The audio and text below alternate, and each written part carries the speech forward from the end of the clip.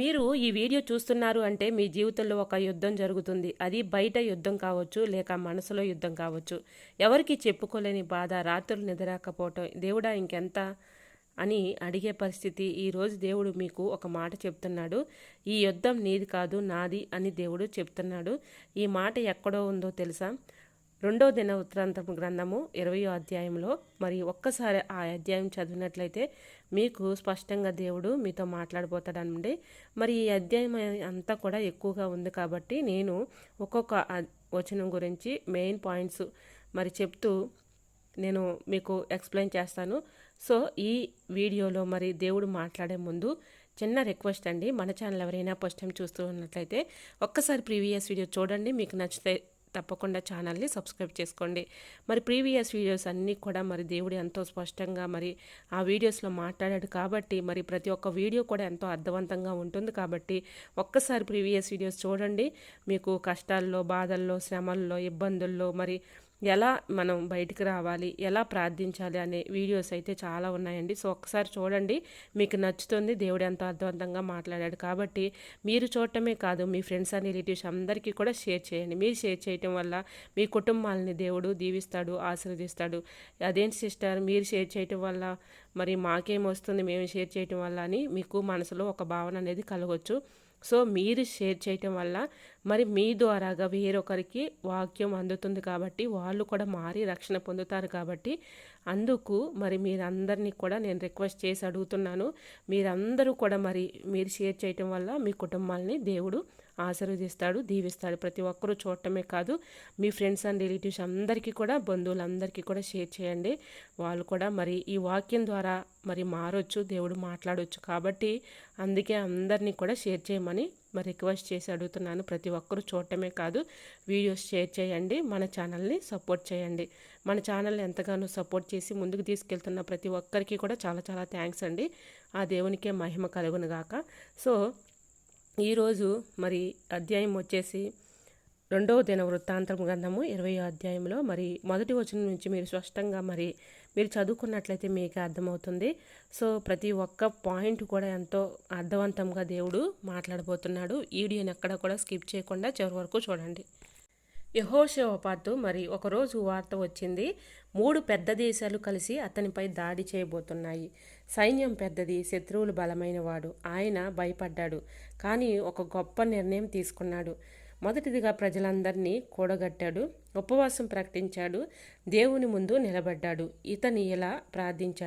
అతడు ఇలా ప్రార్థించాడు, ప్రభువా, మేము బలహీనము, ఈ పెద్ద సైన్యాన్ని మరి ఎదుర్కొనే శక్తి మాకు లేదు, కానీ మా చూపు నీ మీదే ఉంది. దేవుడితో ఇలా ప్రార్థిస్తున్నాడు అనమాట. దేవుడా, మరి ప్రభువా, మేము బలహీనులము, ఈ పెద్ద సైన్యాన్ని ఎదుర్కొనే శక్తి మాకు లేదు, కానీ మా చూపు నీ మీదే ఉంది. అక్కడే అద్భుతం మొదలైంది. దేవుడు ఒక ప్రవక్త ద్వారా ఇలా చెప్పాడు, భయపడకుడి, ఈ యుద్ధం మీదే కాదు, దేవునిదే. మీరు నిలబడి యెహోవా రక్షణ చూడుడి. వారు యుద్ధానికి వెళ్ళేటప్పుడు ముందు సైనికులు కాదు, స్తోత్ర గాయకులు వెళ్ళారు. వారు ఇలా పాడారు, యెహోవాకు కృతజ్ఞతలు చెప్పుండి, ఆయన కృప నిత్యము ఉంటుంది అని చెప్పారనమాట. అంతే, శత్రువులు తమలో తాము పోరాడి ఓడిపోయారు. యుద్ధం చేయకుండానే గెలుపు వచ్చిందనమాట. మనం కూడా మన జీవితంలో ఎన్నో యుద్ధాలతో మరి పోరాడుతూ ఉన్నాము కదా. మనం ఓడిపోవండి, దేవుడు మనల్ని గెలిపిస్తాడు. అదే నమ్మకంతో, విశ్వాసంతో ఉండండి. ఒక ఉదాహరణగా, ఎగ్జాంపుల్గా ఒక స్టోరీ అయితే చెప్పబోతున్నానండి. అదేంటంటే మీకు అర్థమవటం కోసం, మరి మీకు అర్థమవుతుందో లేదో తప్పకుండా కమెంట్ సెక్షన్లో షేర్ చేయండి. సో మీకు అవ్వకపోతే మరి నాకు అర్థం అవ్వలేదు సిస్టర్ అని మీరు కమెంట్ చేస్తే ఇంకా నేను మంచిగా ఎక్స్ప్లెయిన్ చేయడానికి ట్రై చేస్తానండి. సో ఒక ఎగ్జాంపుల్ స్టోరీ అయితే చెప్తున్నాను. ఒక అమ్మ ఉంది, ఇంట్లో అప్పులు, మరి భర్తకు పని లేదు, పిల్లల చదువు ఆగిపోతుంది. ఆమె ప్రతిరోజు ఏడుస్తూ ఉండేది. ఒకరోజు ఆమె ఒక అధ్యాయం చదివింది. రెండో దిన వృత్తాంతంలో 20వ వచనంలో దేవుడు ఇలా అంటున్నాడు, ఆమె 3 రోజులు ఇలా చేసింది. ఒకరోజు దేవుని ముందు ఏడ్చింది, రెండో రోజు కృతజ్ఞతలు చెప్పింది, మూడో రోజు గెలుపు వస్తుందని నమ్మింది. ఒక వారం లోపులే మరి ఒక పాత పరిచయం ద్వారా పని అవకాశం వచ్చింది. అప్పులు తగ్గడం మొదలయ్యాయి. ఆమె చెప్పిన మాట నా సమస్య తొలగక ముందే నా భయం తొలగిపోయింది అని. మరి ఆమె చెబుతుందనమాట, నా సమస్య తొలగక ముందే నా భయము తొలగిపోయింది అని. దేవుడు ముందుగా మన హృదయాన్ని గెలిపిస్తాడు, తర్వాత పరిస్థితిని గెలిపిస్తాడు.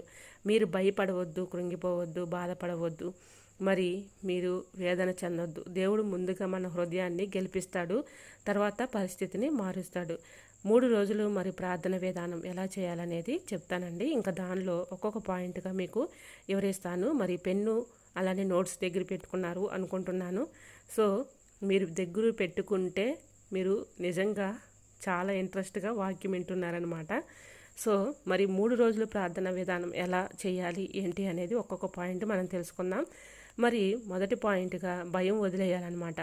ప్రభువా, నా చేతిలో ఏమీ లేదు, నా యుద్ధం నీ చేతిలో పెడుతున్నాను. మరి నేను నా జీవితంలో పడే ప్రతి ఒక్క బాధ, సమస్య, యుద్ధం అన్నీ కూడా నీ చేతిలో పెడుతున్నానయ్యా. నీవే నాకు సహాయం చెయ్యి, నాకు ఎటువంటి భయం లేకుండా సహాయం చేయనని దేవుణ్ణి ప్రార్థించండి. ఇంకా రెండవదిగా స్తోత్రం మొదలు పెట్టాలన్నమాట. దేవుణ్ణి స్తుతించాలి. దేవుని మనం ఎంత స్తుతిస్తే అంత మనకి మేలు కలుగుతుందనమాట. సమస్యల్లో ఉన్న ఇలా చెప్పు, ధన్యవాదాలు ప్రభువా, నువ్వు పని చేస్తావు నాకు అనే నమ్మకంతో అని స్తోత్రాలు చెప్తూ ఉండాలన్నమాట. దేవా, నీకే స్తుతులయ్యా, స్తోత్రాలయ్యా, నా ప్రార్థన మరి నువ్వే ఆలకించయ్యా, మరి నా బాధలన్నీ తొలగించయ్యా అని స్తోత్రాలు చెప్పాలన్నమాట. మూడవదిగా నిశ్చయ ప్రకటన. ఈ యుద్ధం నాది కాదు, దేవుడు నా పక్షాన ఉన్నాడు, నేను గెలుస్తాను అనే ధైర్యము మనలో రావాలన్నమాట. ధైర్యంగా నిలబడాలి. ఈ యుద్ధం నాది కాదు ప్రభువా, నువ్వే నాకు సహాయం చెయ్యి, నా పక్షాన నువ్వే ఉండి నన్ను గెలిపించయ్యా అని ప్రేయర్ చేయాలన్నమాట. మరి 3 రోజులు ప్రార్థనా విధానము. మొదటిదిగా భయం వదిలేయాలి, రెండవదిగా స్తోత్రం మొదలు పెట్టాలి, మూడవదిగా నిశ్చయ ప్రకటనగా మనం నిలబడాలి, ధైర్యంగా ఉండాలి.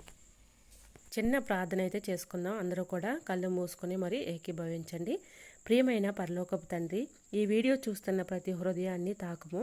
వారిలో భయం ఉంటే తొలగించయ్యా, వారిలో నిరాశ ఉంటే ఆశ నింపుము, వారి ఇంట్లో శాంతి సమాధానం ఇవ్వయ్యా, వారి చేతులకు పని ఇవ్వయ్యా, వారి ఆరోగ్యాన్ని బలపరచు. మరి ఈ చిన్న ప్రార్థన అడుగుతున్నాను తండ్రి, ఆమెన్. 2వ దినవృత్తాంతంలో 20వ అధ్యాయములు చేసినట్లు వారికి కూడా యుద్ధము చేయకుండానే గెలిపింపు అయ్యా. మరి ఈ చిన్న ప్రార్థన మీరు ఆలకిస్తారని మేము నమ్ముచున్నామయ్యా, ఆమెన్. ఇది ఇంకా మరి మన జీవితంలో ఎన్నో బాధలు, సమస్యలు, ఇరుకులు, ఇబ్బందులు ఇవన్నీ కూడా ఉంటాయండి. మనిషి అన్నాక అన్నీ కూడా మరి ఈ లోకానుసారమైన బాధలు వస్తూ ఉంటాయి. సో మనం కృంగిపోకుండా దేవుణ్ణి అంటిపెట్టుకొని మరి ఏ సమస్య వచ్చినా దేవుడు నాకు తోడుగా ఉంటాడు, నా పక్షాన్ని యుద్ధం చేస్తాడు, నాకేమీ కొదువు లేదు అని ధైర్యంగా ముందుకు నిలబడితేనే మనం ముందుకు వెళ్ళగలుగుతాం. లేదు, నాకు ఎందుకు వచ్చాయి ప్రభా ఈ కష్టాలు, ఈ బాధలు, ఈ కన్నీళ్ళు, ఈ సమస్యలు నాకే ఎందుకు వస్తున్నాయని ఏడుస్తూ అలానే ఉన్నామనుకోండి, మరి దేవుడికి మరి మనం ఇంకా దేవుడిలో బలపట్టలేదని అర్థం అన్నమాట. సో నేను చెప్పొచ్చేది ఏంటంటే, మనం ఎన్ని కష్టాలున్నా కూడా, ఎన్ని బాధలున్నా, ఎన్ని శ్రమలున్నా ఆ దేవునికి అప్పచెప్పి మన భారాలన్నీ కూడా మరి ఆయన మీద పెట్టినప్పుడు దేవుడు ఖచ్చితంగా మనకి ఒక మార్గం అనేది చూపిస్తాడు. ఒక శ్రమ వెనక ఒక ఆశీర్వాదాన్ని దేవుడు పంపుతాను అని సెలవిచ్చాడు కదా. మనం ఎందుకు మరి బాధపడాలి మీరు చెప్పండి. ఎన్నో బాధలు ఉంటాయి, ఒక మనిషికి చాలా బాధలు ఉంటాయి, కృంగిపోయే బాధలు అయితే ఉంటాయండి. ప్రతి ఒక్క బాధ వెనక మనకు ఒక ఆశీర్వాదం అనేది దేవుడు తప్పకుండా అనుగ్రహిస్తాడు. మరి మీరు ఏ యుద్ధాలు అయితే చేస్తున్నారో నాకు తెలియదు, కానీ మరి ప్రతి ఒక్క యుద్ధం వెనుక దేవుడు మిమ్మల్ని గెలిపిస్తాడు. అదే నమ్మకంతో, విశ్వాసంతో ఎదురు చూడండి, దేవుడు తప్పకుండా అద్భుతం చేస్తాడు. సహోదరి సహోదరులారా, మీరు బలంగా కనిపిస్తారు, కానీ లోపల ఎంత ఎరిగిపోయారో దేవుడికే తెలుస్తుంది. ఎవరికీ చెప్పుకోలేని బాధ, ఎవరికీ అర్థం కాని ఒత్తిడి, రాత్రి ఒంటరిగా కూర్చొని దేవుడా ఇంకెంత అని అడిగిన క్షణాలు. ఈరోజు దేవుడు మరి మీతో ఇలా మాట్లాడుతున్నాడు అనమాట. మరి యెహోషాపాతు మరి అతనిపై శత్రువులు 3 మరి దేశాలు కలిసి వచ్చారు. బయట పెద్ద సైన్యం, లోపల పెద్ద భయం, కానీ అతని పారిపోలేదు. అతని దేవుని ముందు నిలబడ్డాడు. అతను ఇలా అన్నాడు, ప్రభువా, మేము బలహీనము, ఈ యుద్ధాన్ని గెలవలేము, కానీ మా చూపు నీ మీదే ఉంది, నీ మీద ఆశ పెట్టుకుని ఉన్నాము, నీవే మమ్మల్ని గెలిపించు. యుద్ధము మేము చేస్తున్నాం, కానీ గెలుపు నీవే ఇవ్వాలి తండ్రి అని మరి దేవుడితో మరి మాట్లాడి ప్రార్థించాడు. దేవుడు విన్నాడు. గెలుపు మరి వాళ్ళకి అనుగ్రహించాడు. భయపడకు, ఈ యుద్ధం నీది కాదు, నాది. ఇప్పుడు ఈ మాట మీకోసం, మీ ఇంట్లో సమస్య ఉందా, మీ ఆరోగ్యం బాగోలేదా, మీకు పని దొరకలేదా, దేవుడు చెప్తున్నాడు ఈ యుద్ధం నీది కాదు, నాది అని. ఒక్కసారి ఆలోచించండి. యెహోషువపాతు మరి యుద్ధానికి వెళ్ళేటప్పుడు ముందుగా సైనికులు కాదు, స్తోత్ర గాయకులు వెళ్ళారు. ఎందుకంటే విశ్వాసం భయానికి ముందు నడవాలి కాబట్టి. మీరు కూడా ఇలా చెప్పండి, ప్రభువా నేను భయపడను, నీవు నా పక్షాన ఉన్నావు. మీరు ఇప్పుడే ఏడుస్తున్న ఆ కన్నీళ్ళు వృధా కావు. మీరు ఏడుస్తున్నటువంటి కన్నీళ్ళు మరి అన్నీ కూడా మరి దేవుడు ఒక బుడ్డిలో దాచిపడి ఉంచాడు. మీరు నిశ్శబ్దంగా పడుకున్న దేవుడు నిశ్శబ్దంగా పనిచేస్తున్నాడు.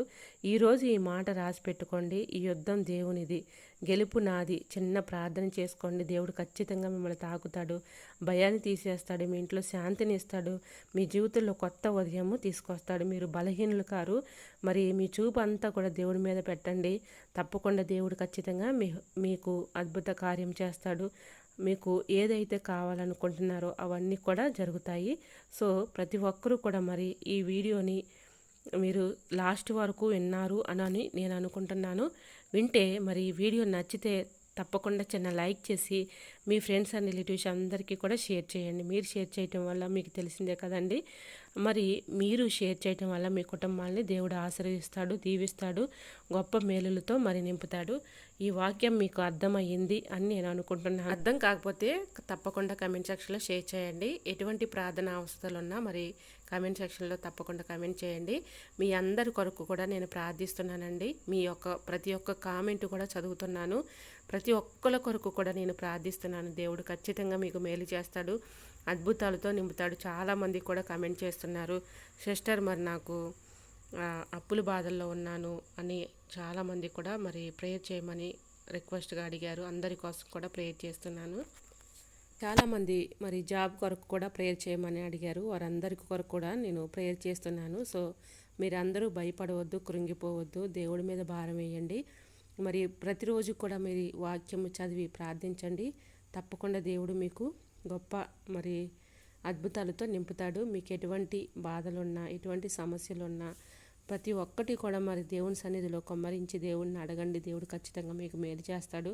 మీరు జాబులు లేక ఇబ్బంది పడుతున్నా, త్రాగుడు వ్యసనంతో బాధపడుతున్నా, మరి అప్పుల బాధల్లో ఊబిలో ఉన్న, కుటుంబ సమస్యలతో ఇబ్బంది పడుతున్నా, గర్భఫలాలు లేక బాధపడుతున్నా, మరి ఇల్లు గృహాలు లేక బాధపడుతున్నా, మరి ప్రతి ఒక్క సమస్య మీ అందరి కోసం కూడా నేను ప్రార్థిస్తున్నాను. అలానే ఎగ్జామ్ రాస్తున్న బిడ్డల కొరకు కూడా నేను ప్రార్థిస్తున్నానండి.